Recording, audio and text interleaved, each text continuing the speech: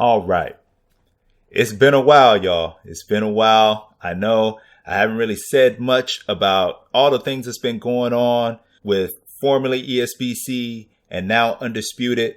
But if you actually looked at one of my last videos, I said that I'm not going to just make a video to make a video, you know, and the renders were nice. And I did do a few posts on a few of the renders, but this is something big. This is something bigger to me. So ESBC has tweeted out 12 different renders over this stretch of time. And with these 12 renders, all of them are going to be available when early access is released.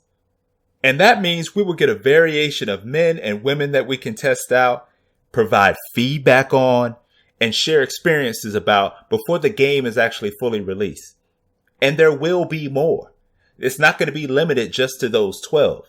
And what I like about that, I think it's great that they aren't hiding the players behind DLC. I say the players, but you know, the fighters. They're not hiding these fighters behind DLC or using them to tease for us later. So here's a tip of the cap to you, SCI, for that. And I think they've been upping their content lately. And it's getting my hype meter way back up for sure. And it's so much so that I had to do this video.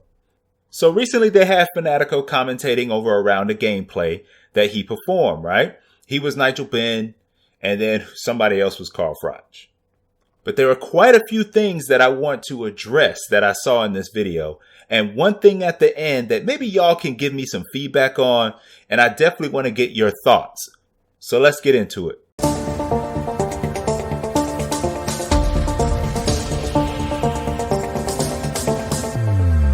A couple of things that I noticed right away. One, being the crowd. The second, being the trunks and the shoelaces. And I know y'all be like, what? Really? That's what you were paying attention to? Yes, I like fashion. I like fashion when it becomes, well, I'm talking about fashion in games. I'm not very fashionable. I'm a t-shirt and jeans guy, but you know, when it comes to the game, I want to look fly. I want to look fly. I want to have the tassels. I want to have all that going on. And one of the things I noticed was Nigel Benn's shoelaces. I don't know why it was just Nigel Benn's shoelaces, but I was looking down at the boots and I noticed that the boot laces were flapping a little bit. And it just got me thinking, oh, are they going to have tassels? Man, I just was thinking about the different types of fashion that you can have and the movement and making it look nice. And the same thing on the shorts. Because if I can have tassels like we seen Boots Ennis have on his trunks, if I can have tassels on my shorts, you know, I want to have them on there. You know, at least on one of the fighters that I have. So I don't see nothing wrong with that. But that's what it made me think about. You know, the fashion aspect of it. And I was like, look at the nice flowy movement of those shoelaces. Of those boot laces. You know, whatever you want to say. You guys know what I'm talking about. All I could think about was how nice and flowy the fashion would look if it was on the shorts and if it was on the boots. So I'm hoping that we get to see that, or at least in early access, if they can give us a little taste of that. Even if it's just one outfit, it could be kind of basic, but I just want to see it. I do want to see it.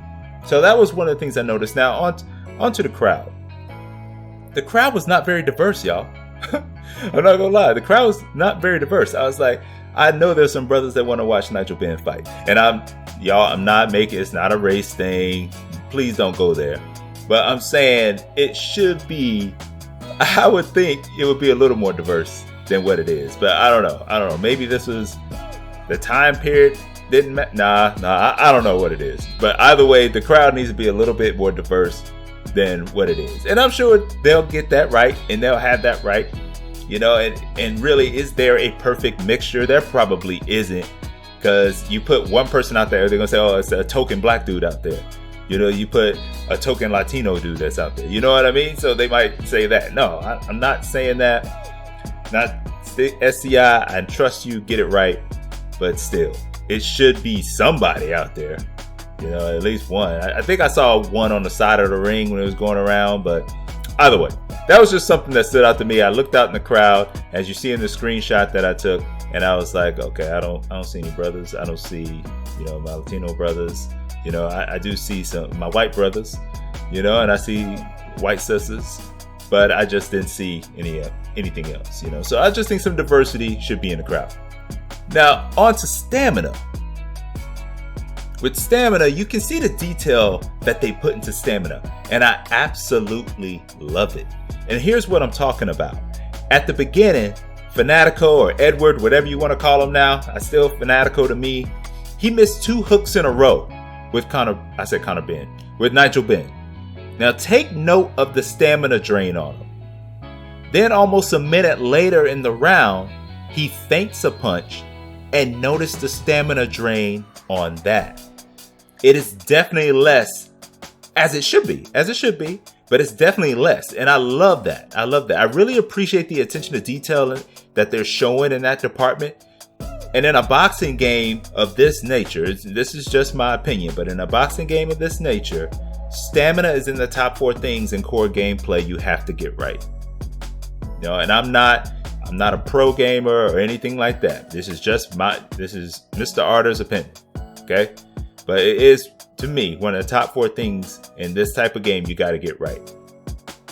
And a couple of the other ones to me are the fighter movement, the punch mechanics, and of course the fighter uniqueness or individuality, however you want to say it. Those 4 things, when you're talking about the gameplay, they need to be right. And I love how they're showing you that difference between when you feint, this is how much stamina, it's not going to be as much. But when you're swinging and you're missing punches completely, you're going to be losing more stamina. And that's how it should be. Now going into the punches. Listen, I'm not going to harp on the punches. I know a lot of y'all have issues or take issue with the punches because we know they're a work in progress. And I'll be surprised, honestly. I'll be surprised if the punches are completely fleshed out when we get the early access. Matter of fact, I don't think it will be. But that being said, they still need some work. So let's look at a quick segment here. When Froch lands and Ben comes right back with 2 hooks, Froch's punch seems a little lackluster. You know? Don't you think? I mean, that effect looks a little lackluster, even though he stepped into that right hand. And it just stopped at Ben's face, almost like he wasn't even bothered by it. But then Ben's arm punches that he's throwing back, those 2 hooks, it looks like they were taking Froch's head off. Now, I couldn't get the best feel for the sound of the punches because Fanatico was talking over it, but to me, they did seem a little lackluster. And y'all can let me know what your personal thoughts were. I'm not going to be offended. We all have our own opinions about it, but I'd like to hear what y'all think about it. Maybe it's just too much. Maybe it's like, I think it was fine. And y'all let me know. But this is just what my opinion is. Now, not all of them were bad, okay? I'm not saying that all the punches were lackluster, but there were some that were. Because when I was watching, I did have some moments I was like, whoa! Like, that was nice. That was sweet. I like the way that looked. And the punches were sliding off the fighters. Some landed flush. So it was good to notice the difference of the way the punches landed. But another thing, and I know I said I wasn't going to harp on the punches, but another thing is it looks like the punches seem to go where your opponent is or was, on input of the punch. And I'll show you what I'm talking about. Now take a look at this. I hope there will be some variation where you can throw a punch where you think your opponent is going to be versus where your opponent is or was.